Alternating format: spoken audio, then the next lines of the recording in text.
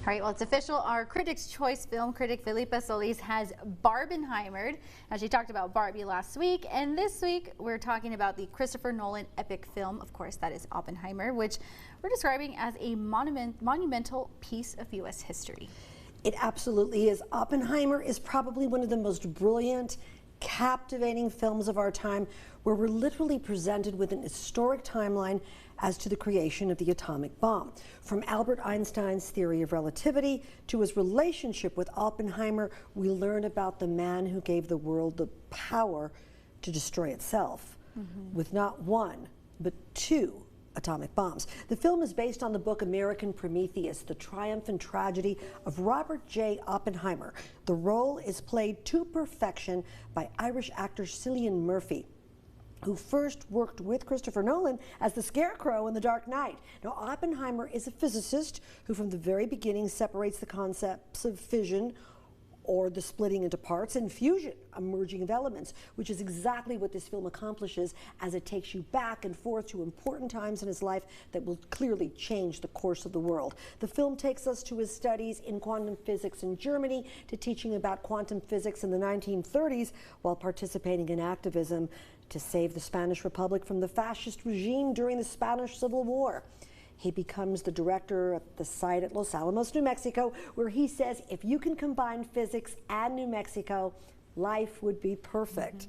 The scientists, the teachers, and ultimately the military leaders he works with to create and develop the atom bomb work for him and against him, and all of the performances are absolutely brilliant. Josh Hartnett is back. Haven't seen him in a long time on the screen as a fellow physicist. Matt Damon is strong as a military leader at the site, Leslie Groves, and the Oscar for Best Supporting Actor must go to Robert Downey Jr., who was overwhelming as Louis Strauss, who may have been the man who orchestrated Oppenheimer's downfall and ultimately maybe even his own.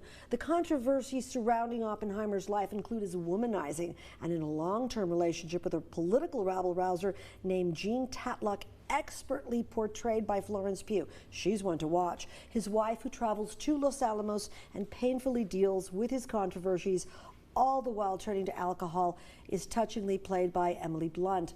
And look for incredible performances by Oscar winner Rami Malek, Matthew Modine, haven't seen him in a long time, Casey Affleck, Kenneth Branagh, and Gary Oldman, who is Harry S. Truman. Christopher Nolan's use of black and white and color are overwhelming. The film was shot on IMAX 65mm film, and the incredible cinematography and sound work together for some of the most compelling moments I have ever seen on the screen. The red, orange, and yellow hues used to create the enormous mushroom clouds are mind-blowing and brought me to tears.